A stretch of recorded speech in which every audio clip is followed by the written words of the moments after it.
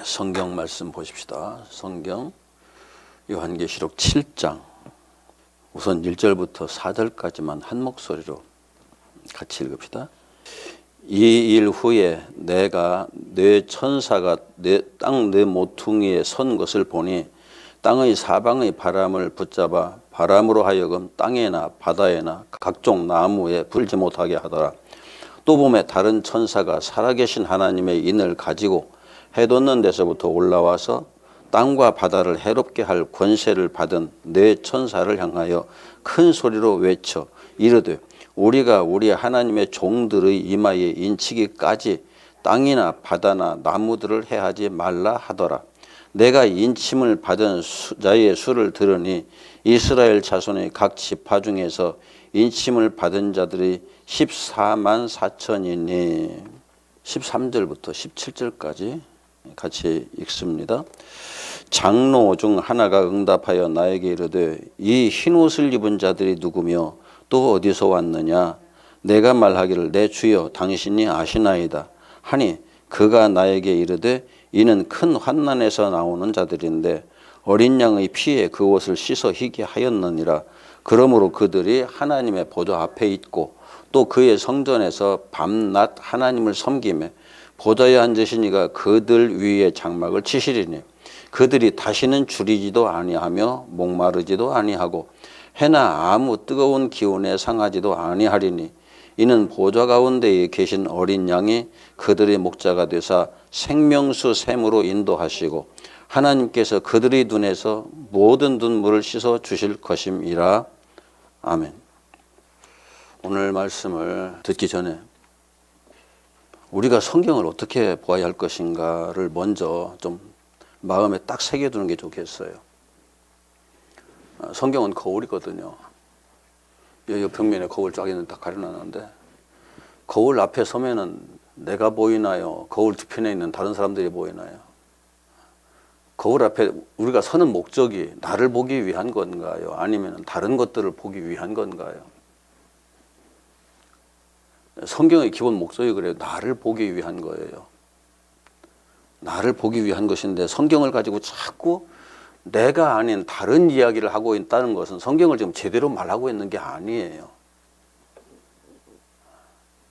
꼭 기억하세요. 성경은 나를 하나님께서 보여주시기 위한 거울로 내게 주신 거고 때에 따라서 내 뒤편에 있는 저 배경과 여러 가지 다른 것들을 보게도 하시지만은 핵심은 나를 보게 하기 위한 거울로서 주신 거예요. 이게 율법이에요.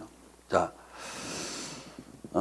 지난주에 6개 봉인이 떼어지는 내용들을 쭉 설명드렸어요.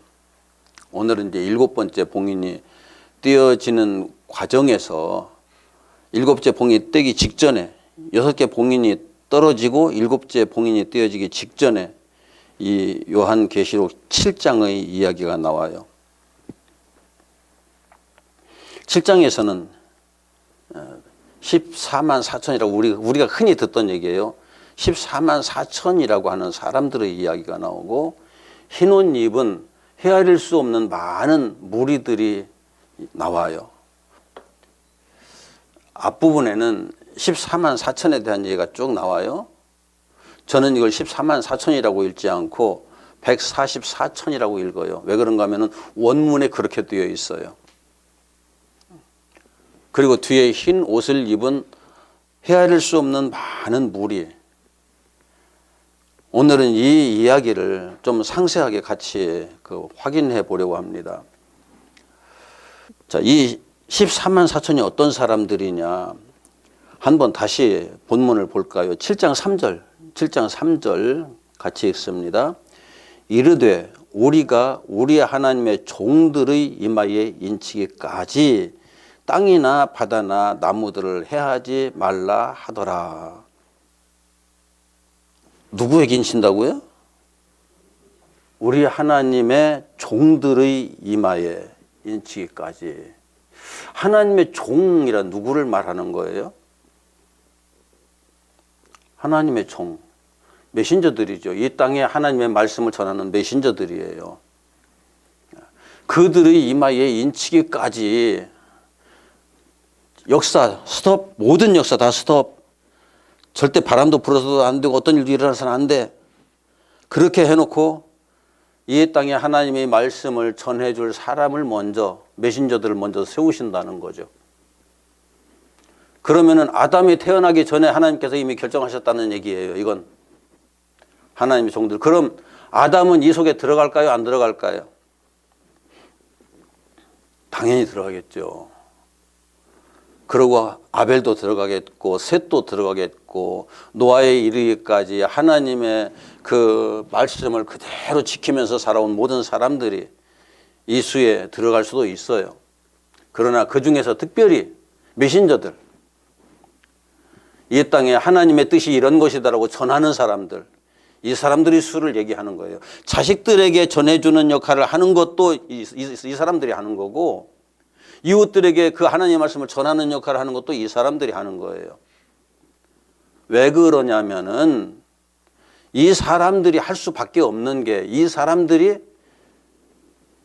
인을 맞은 숫자가 여기 사람 숫자를 말하는 게 아니에요. 마치 여기에 보면은 사람 숫자를 말하는 것처럼 보이는데,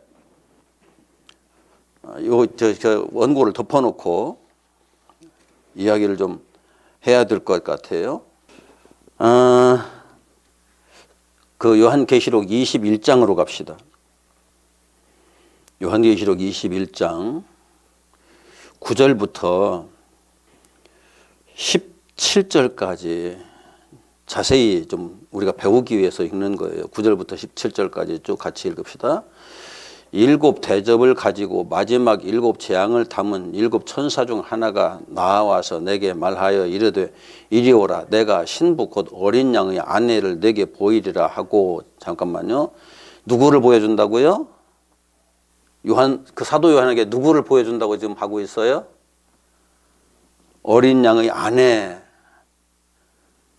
그 그리스도의 신부를 보여주리라 하고, 이제 이렇게 되어 있죠. 그리고 10절부터 있습니다. 성령으로 나를 데리고 크고 높은 산으로 올라가 하나님께로부터 하늘에서 내려오는 거룩한 성 예루살렘을 보이니. 신부를 보여준다고 해놓고 뭘 보여준다고요? 어린 양의 아내를 보여준다고 해놓고 뭘 보여줘요? 예루살렘, 하늘로부터 내려오는 거룩한 성 예루살렘. 자, 11절 봅니다. 하나님의 영광이 있어 그 성의 빛이 지극히 귀한 보석 같고 벽옥과 수정같이 맑더라. 크고 높은 성곽이 있고 12문이 있는데 문에 12천사가 있고 그 문들 위에 이름을 썼으니 이스라엘 자손 12지파의 이름들이라. 자, 문들 위에 이름이 뭐라고요? 자, 차근차근 정리해요. 어린 양의 신부를 보여준다고 했어요. 어린 양의 신부가 내려왔어요. 어린 양의 아내가 내려왔어요. 그런데 어린 양의 아내의 모습을 보니까 거룩한 성 예루살렘으로 보여요. 그런데 예루살렘 성으로 보이는데 그 성에 문이 12개가 있는데 12개의 문에 그 이름이 이스라엘 12지파 이름이 기록되어 있다고 그랬죠. 자, 그 뒤에 13절부터 동쪽의 세 문, 북쪽의 세 문, 남쪽의 세 문, 서쪽의 세 문이니 그 성의 성곽에는 12기초석이 있고 그 위에는 어린 양의 12사도의 12 이름이 있더라. 그 성에 기초석이 12개래요. 12개인데 기초석에 누구 이름 새겨져 있다고요? 12사도의 이름이 새겨져 있다고 그랬어요. 12사도. 그러면 앞에는 12지파라고 그랬죠? 문에는. 기초석에는 12사도의 이름. 꼭 기억하세요. 12사도의 이름들이 있더라. 15절 내게 말하는 자가 그 성곽과 그 문들과 성곽을 측량하려고 금 갈대자를 가졌더라. 그 성은 네모가 반듯하여 길이와 너비가 같은지라. 그 갈대자로 그 성을 측량하니 12,000스타디온이요 길이와 너비와 높이가 같더라. 이게 측량했어요. 길이가 얼마라고요? 길이라고 나왔죠. 그냥 너비와 높이와 길이가 다 똑같은데 그 성을 측량하니까 144규. 이건 지금 논리적으로 하나도 맞지 않는 문장을 지금 기록해 놓고 있어요. 그런데 144라는 게 여기 나와요. 144가 어떻게 여기 나왔을까요? 갑자기? 앞에 12 있잖아요. 앞에 12 곱하기 12 하면은 144예요. 이게 하나님의 백성으로 완성된 존재. 이건 여러 번 얘기했잖아요, 제가. 예루살렘은 하나님 나라의 도성, 하나님이 통치하시는 나라에 하나님께서 머무시는 성이에요. 그럼 내가 하나님 나라예요. 내가 하나님께서 통치하시는 나라예요. 하나님이 내 안에 계셔요. 그럼 나는 하나님께서 다스리시는 나라의 또 성이 되는 거죠. 거룩한 성 예루살렘. 그런데 내가 온전하게 세워지기 전에는 이게 온전치가 않아서 갖다 아무리 자를 대고 들여다 잰다고 해도 하나님께서 원하시는 만큼 되지를 않으니까 그 숫자를 성경에 밝히질 않았어요, 앞에서는. 그런데 여기에서는 완성된 사람이기 때문에 144라는 숫자를 밝히고 있는 거예요. 이 사람이 어떤 사람이냐? 12지파의 이름이 있어요. 나의 백성이라는 증거예요. 이 사람은 내 백성이야, 내 자식이야. 하나님께서 그렇게 딱 증명해 놓은 거예요, 대문에다가. 그리고 이 기초석, 주춧돌이라고 말하죠, 주춧돌. 그 기초석에 누구 이름이 새겨져 있어요? 12사도의 이름 새겨져 있다고 그랬죠. 12사도는 어린 양의 사도들이라고 얘기하죠. 예수께서 친히 선택하셔서 당신의 말씀을 넣어주고 온 세상에 당신의 증인이 되라고 증인으로 세운 사람들이에요. 증인이 하는 일이 뭐죠? 증인이 하는 일은 증언을 하는 거잖아요. 하나님을 증언하고 어린 양을 증언하고 그러니까 메시지를 전하는 사람들이에요. 증인이 쟤는 저렇고 쟤는 저렇고 쟤는 저렇고 이런 얘기하는 게 아니고 나의 증인이라고 그랬어요, 예수님께서. 그럼 누구를 이야기해야 돼요? 처음부터 끝까지 예수 이야기를 할 수밖에 없는 증인들이에요. 이게 진짜 증인이에요. 예수 이름 빌려다가 다른 얘기하는 게 아니고 하나님 이름 빌려다가 다른 얘기하는 게 아니고 오직 예수 이름을 가지고 예수만을 증언하는 그것이 예수의 증인이에요. 그런데 요즘 설교 보면 다른 얘기 너무 많죠. 하나님 나라 얘기가 아니고 세상 나라 얘기 너무 많죠. 이건 세상 나라 이야기를 하는 사람은 세상의 증인이에요. 예수께서 나의 증인이 되라고 하셨지 세상의 증인이 되라고 말씀하시지 않았어요. 그 사람은 그 사람을 하나님의 자로 쫙 재니까 144.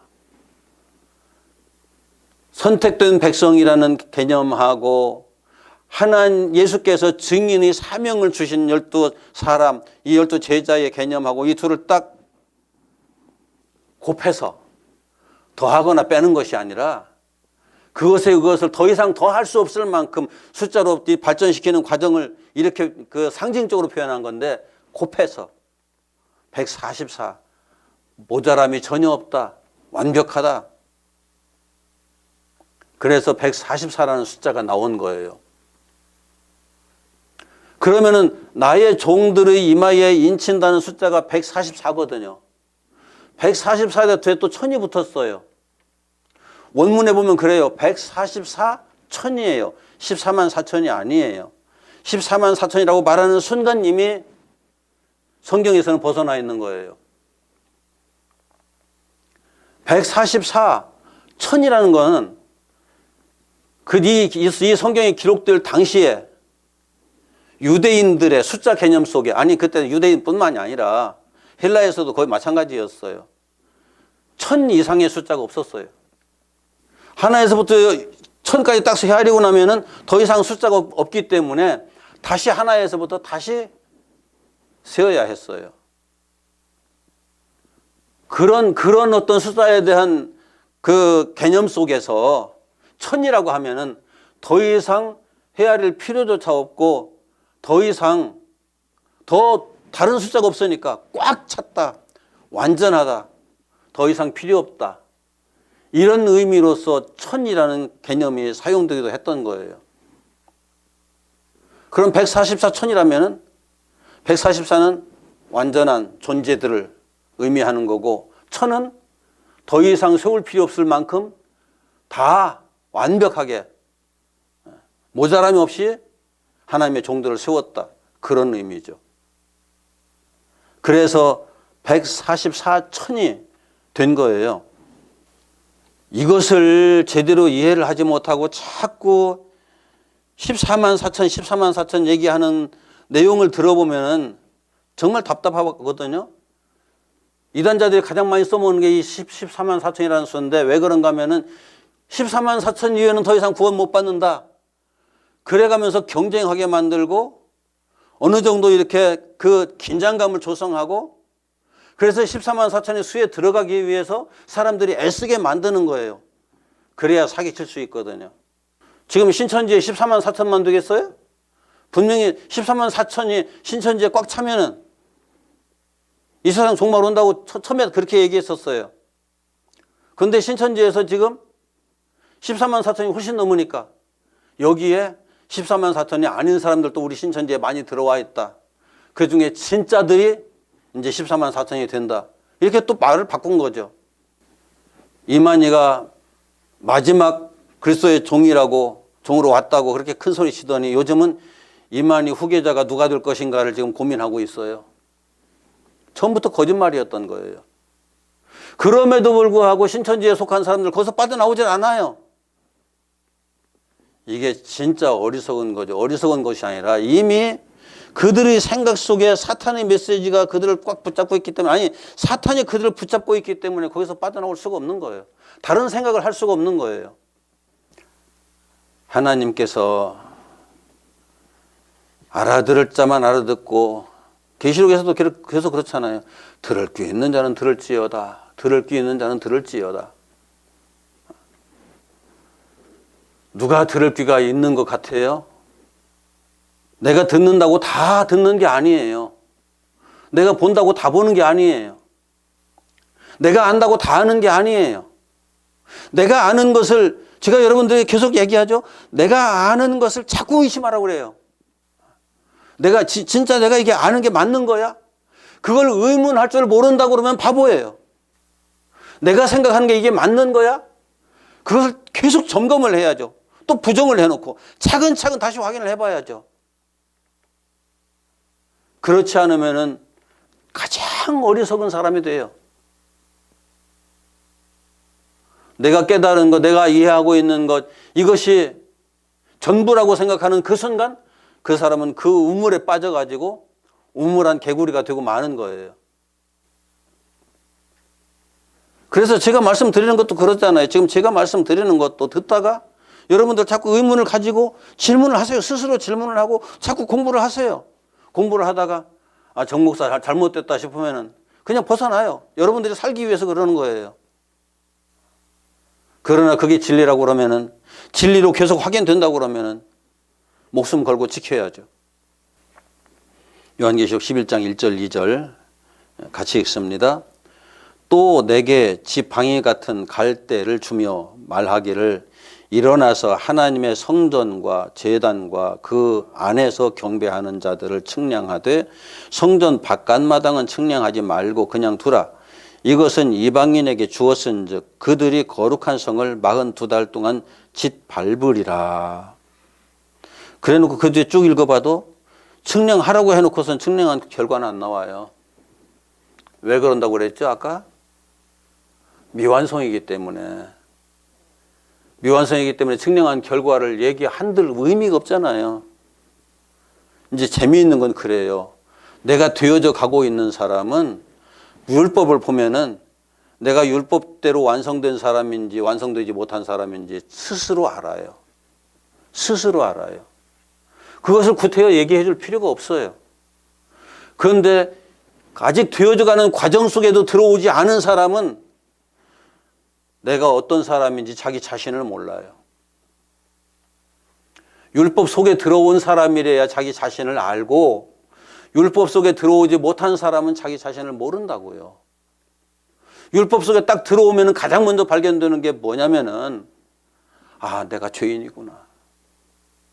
안다니까요. 그리고 율법을 계속 읽으면서 내가 진짜 죽을 죄인이구나. 아니, 나는 벌써 죽은 죄인이네? 죽은 죄인을 넘어서서, 아, 나는 영원히 구원받을 수 없는, 하나님으로부터 영원히 떠나 있는 그런 존재였구나. 그래서 바울처럼 고백하죠. 나는 죄인 중에 괴수입니다. 거기에서 이 구원의 역사는 시작되는 거예요. 그렇기 때문에 바울이 내가 죄인 중에 괴수입니다라고 고백을 했을 때 다른 사람이 옆에서 너 죄인 중에 괴수야 라고 말할 필요가 있을까요? 없어요. 자기가 자신을 아니까. 말씀을 보면서 자기를 아니까.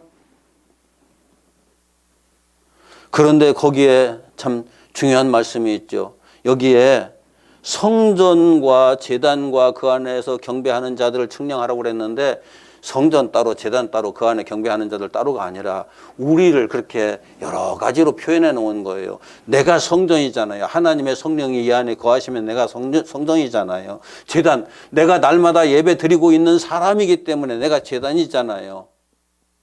그리고 또 그 안에서 경배하는 자, 나는 하나님께 날마다 엎드려 찬송하며 하나님의 은혜를 찬송하며 예배하고 있는 자잖아요. 나는 날마다 제사 드리고 있는 자고 예배하고 있는 자고, 나는 하나님의 전이 이 안에 있으니 내가 성전이고 제단이고 경배하는 자인 거예요. 이게 성경이 기록될 당시의 문학적 특징이에요. 어느 한 가지를 딱 이게 컵이다라고만 말하지 않고 여기다 여기다 물을 담은 것이다, 컵이다, 그릇이다 해가면서 다양한 표현을 쓴 거예요. 그러면서 정확하게 그것을 지칭하는 것을 벗어나서 다른 생각을 하지 못하도록. 그런데 우리는 그것을 보면서 또 엉뚱한 생각을 하죠. 아, 성전이 따로 있고 제단이 따로 있고 그 안에 경배하는 자들이 따로 있구나라고 생각을 하죠. 성경을 볼 줄 몰라요. 너무 몰라요. 그런데 여기에서는 그냥 아직 되지 못한 존재들이기 때문에 측량하라 해놓고 넘어가지만, 새 예루살렘은 그 수가 144스타디온.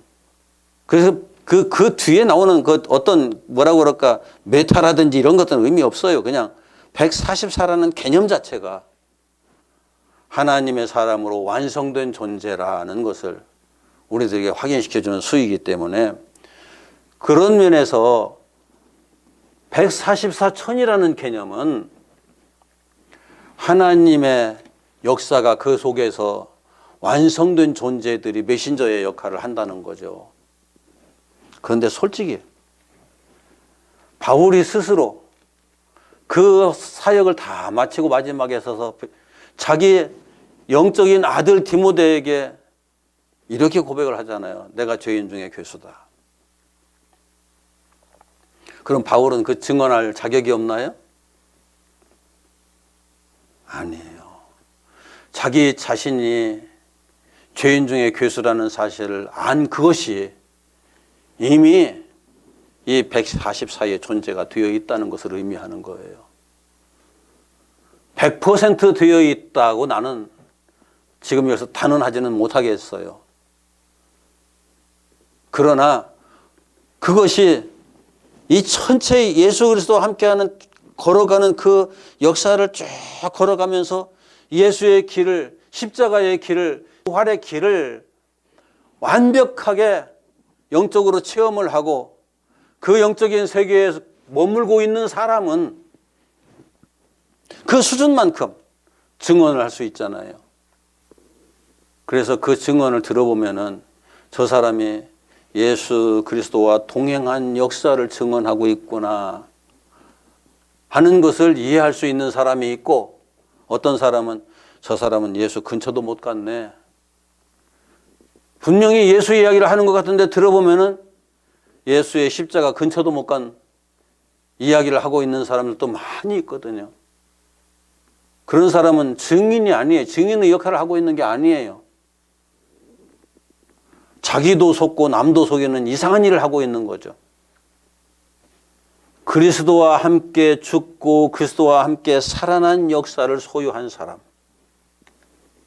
그리스도와 함께 죽고 그리스도와 함께 살아난 그 역사를 소유한 사람은 그리스도의 역사를 온전히 그대로 다 증언할 수 있잖아요.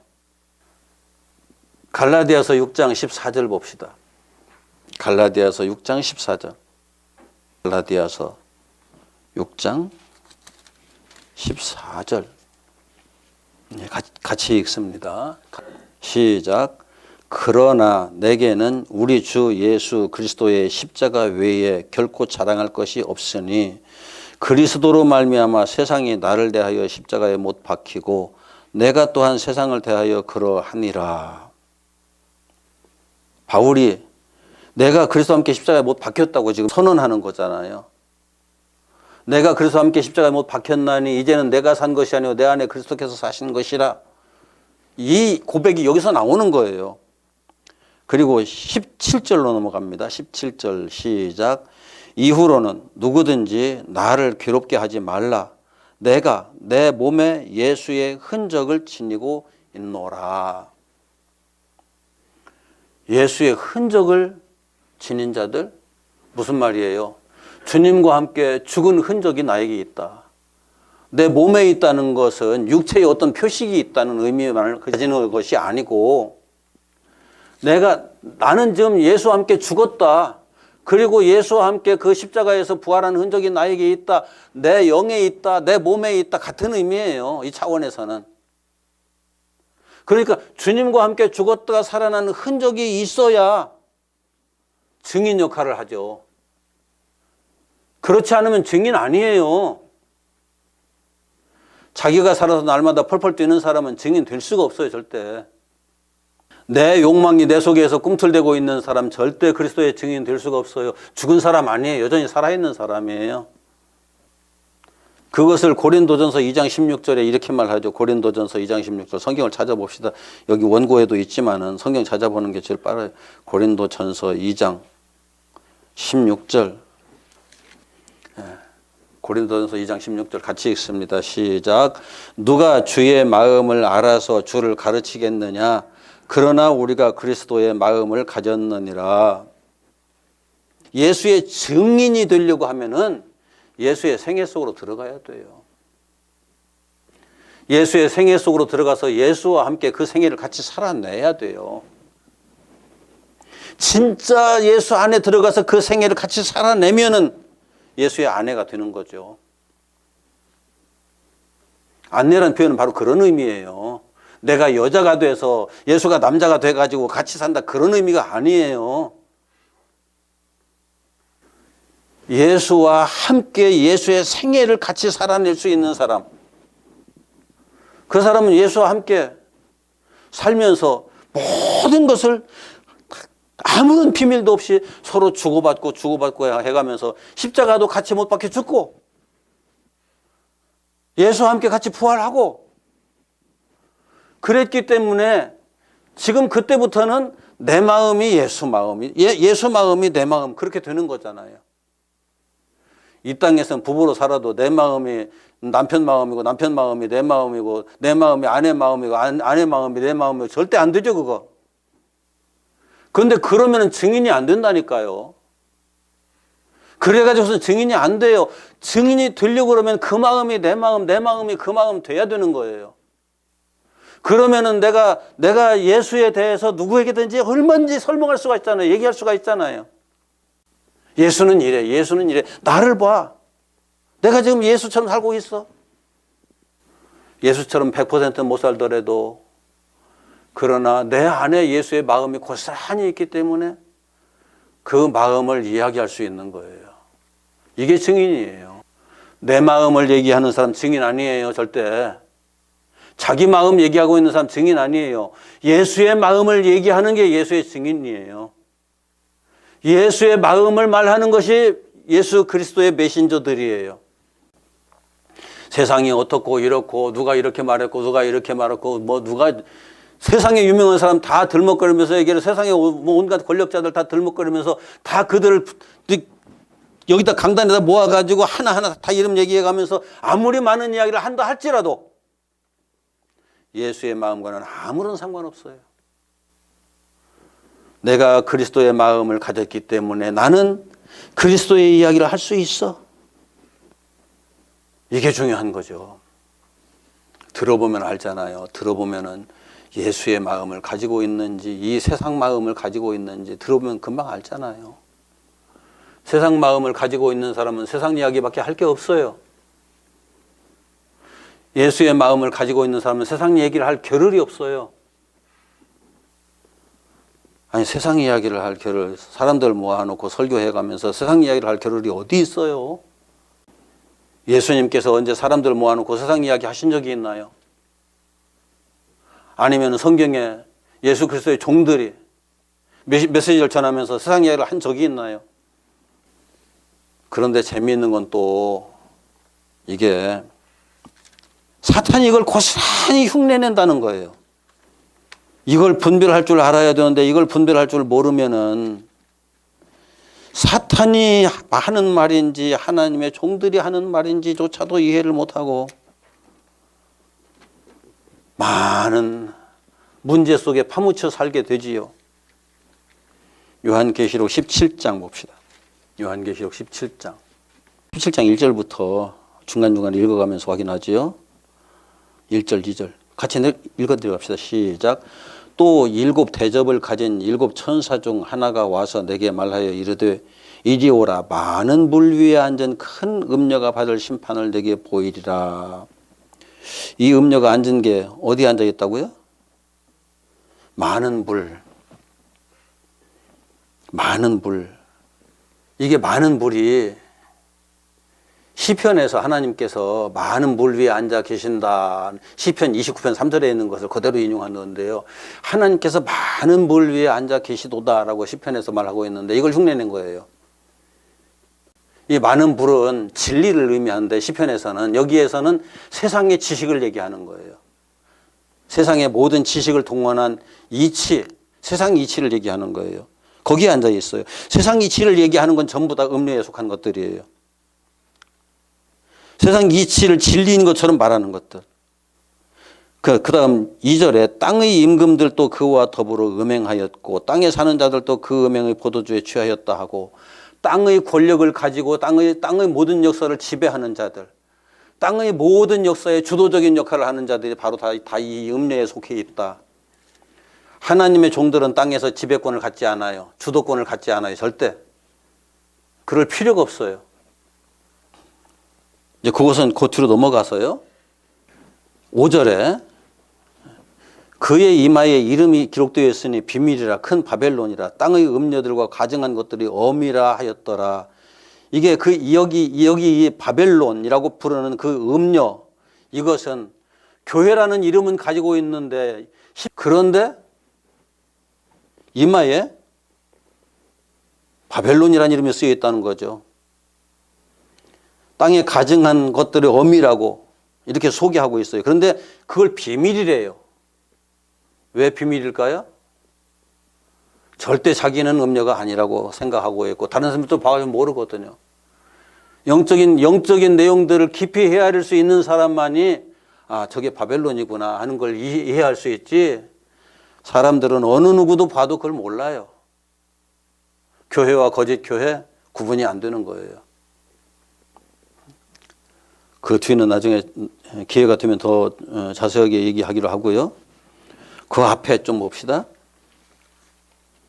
13장.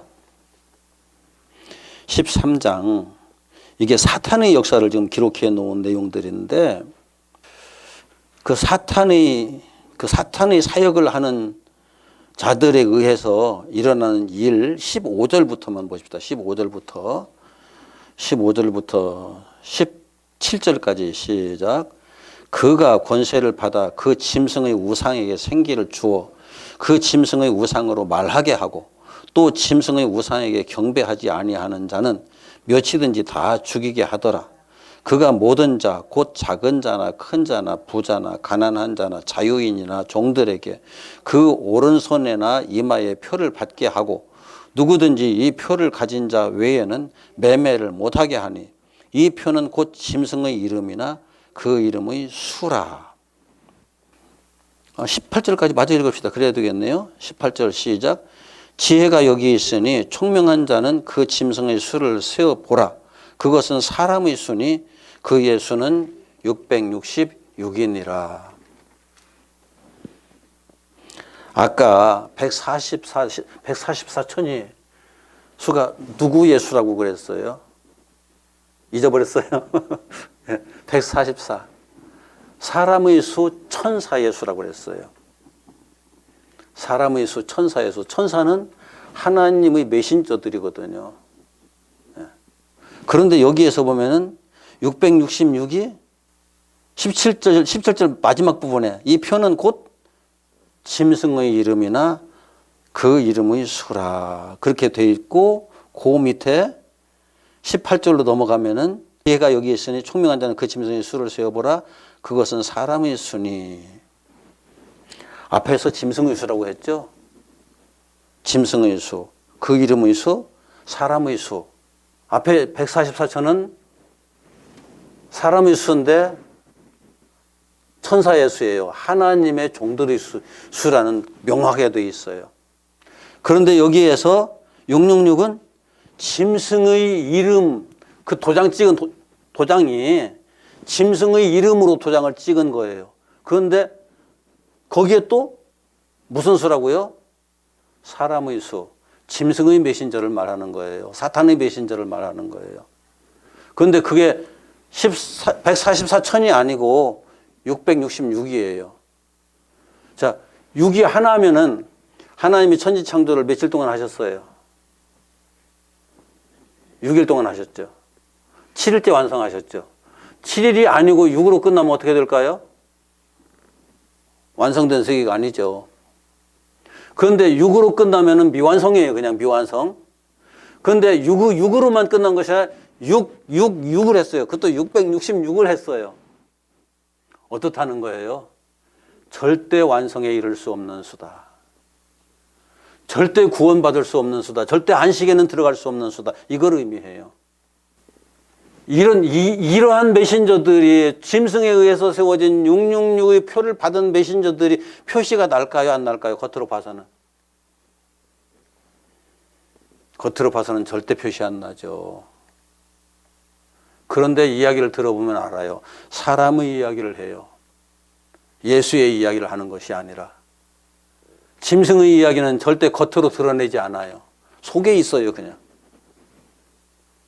그런데 짐승의 이야기가 풀어져 나올 때 핵심이 뭐냐면은 인본주의라는 거예요. 인본주의. 세속주의. 세상에 초점이 맞추어져 있고 사람의 초점이 맞추어져 있고 그 사람들이 생각의 핵심은 언제나 내가 있어요. 나. 예수가 아닌. 내가 그리스도와 함께 십자가에 못 박혔나니 해버리면 거긴 나 없어요. 모든 메신저들이 이 땅의 모든 그리스도의 메신저들이 나 없는 메신저다. 그렇게 생각하지는 마세요. 근본적으로는 그렇다는 거예요. 그런데 짐승의 수를 가지고 있는 사람들, 이게 참 말도 안 되는 얘기들을 해요. 바코드가 666이다. 베리칩이 666이다. 뭐가 666이다. 별의별 희한한 소리를 하는데 그것하고는 아무 상관없는 얘기예요. 이걸 성경에서는 또 다른 말로 화인 맞은 자들이라고 얘기를 해요. 화인 맞은 자. 여기에 사람 모든 계층에 총망라되어 있어요. 작은 자나 큰 자나 가난한 자나 자유인이나 종들이나 누구든지 다 어떤 자들이 상관없이 인본주의적 가치관을 가지고 있는 모든 사람들은 똑같은 얘기를 하게 돼 있어요. 이제 이 부분들은 나중에 구체적으로 이때 다시 한번 더 언급될 것이지만은 오늘 144천의 이야기를 해야 되기 때문에 그것과 관련된 내용들 다 말씀을 드린 거예요. 근데 오늘 지금 제가 드린 말씀만 가지고 여러분들이 100% 다 이해하기는 어려우니까 드린 이 유인물을 꼭 한번 읽어보세요. 그리고 이 144천 외에 아까 본문에서 읽었을 때 흰 옷 입은 허다한 무리들, 그들은 어디서 왔느냐? 이게 진짜 이제 구원받을 전수거든요. 구원받은 모든 하나님의 백성들, 흰 옷을 입은 사람들. 계시록에서는 그 사람들은 술을 헤아릴 수 없다고 그렇게 돼 있어요. 그러니까 숫자를 가지고 구원받을 자 얘기하는 그 순간 그 사람은 이단자예요. 사탄의 종이에요. 144천, 이 사람들 외에 흰 옷을 입은 허다한 무리, 그리스도의 피에 그 옷을 다 씻어서 모든 죄를 다 해결하고 하나님의 나라에 이를 자들, 이건 그리스도의 증인들 144천에 의해서 선포되는 메시지들을 듣고 그 메시지대로 삶을 살아온 사람들, 삶을 살아낸 사람들이에요. 이 사람들은 우리가 상상할 수 없을 만큼 많은 숫자가 있다. 그러나 예수님께서는 또 이렇게 말씀하시죠. 천국 가는 자가 지옥 가는 자보다 훨씬 적다. 좁은 길 가는 자가 많다고 그랬나요? 넓은 길로는 사람들이 많이 가지만 좁은 길 가는 자는 적다고 그랬잖아요. 구원받을 자들이 적다고 그랬잖아요. 내가 너희에게 다시 올 때 너희 중에 믿는 자를 보겠느냐고 말씀하신 것도 같은 차원이에요. 그러니까 우리가 신앙생활 하면서 방심해서는 안 돼요. 어떤 때든지 내가 하나님의 사람으로 올바르게 서 있는지, 제 길을 걸어가고 있는지 스스로 수시로 확인을 하고 내가 주의 이름을 부르고 있으니까 나는 됐다, 나 예수 믿으니까 됐다, 절대 그렇게 생각하지 마세요. 최후 심판날 주님께서 많은 사람들을 모아놓고 딱 갈라놓고 거기에는 예수 이름 부르지 않는 사람들은 아예 거기에 없어요. 예수 이름을 부르던 사람들이 예수님의 좌우편에 쫙 서 있어요. 한편에 서 있는 사람들에게 내가 너희를 도무지 알지 못한다. 불법을 행한 자들아 내게서 떠나라. 예수 앞에 서서 심판받을 기회까지는 주어졌는데 예수께서 그들에게 말씀하시는 거예요. 주여 주여 우리가 주의 이름으로 병든 자도 일으키고 가난한 자도 도와주고 많은 주의 일들을 했습니다라고 얘기하는데, 아니 주의 이름으로 주의 일을 했습니다라고 말하는데 예수님께서 하시는 말씀은 턱없잖아요. 내가 너희를 도무지 알지 못한다. 불법을 행하는 자다. 내게서 떠나라. 불법이라는 게 뭐예요? 말씀대로 되지 않았다는 거예요. 말씀대로 되지 않았다. 내 이름을 가지고 어떤 일을 했든지 그건 아무 상관없다. 너는 말씀대로 되지 않았다 그거예요. 그러니까 너는 죽지도 않았고 부활한 적도 없잖아. 나와 함께 너 죽어봤느냐 그 얘기예요. 내 부활의 역사에 너는 참여했느냐 그 얘기예요. 법대로 하면 그렇게 될 수밖에 없거든요. 제가 그 율법을 가지고 계속 이 앞에서 얘기했잖아요. 율법의 과정은 예수와 함께 내가 번제단에 가서 예수와 함께 죽고 예수와 함께 부활해서 성소로 들어가는 그 과정이다라고 수없이 얘기했잖아요. 그 역사가 그 사람의 삶 속에 이루어지지 않았다면 불법이에요. 그런데 또 한편에 있는 사람들에게는 예수님께서 너희들은 법대로 되었다라고 말씀하시죠. 여기는 그냥 내가 감옥에 갔을 때 너희들이 마실 거 먹을 거 주었고 추울 때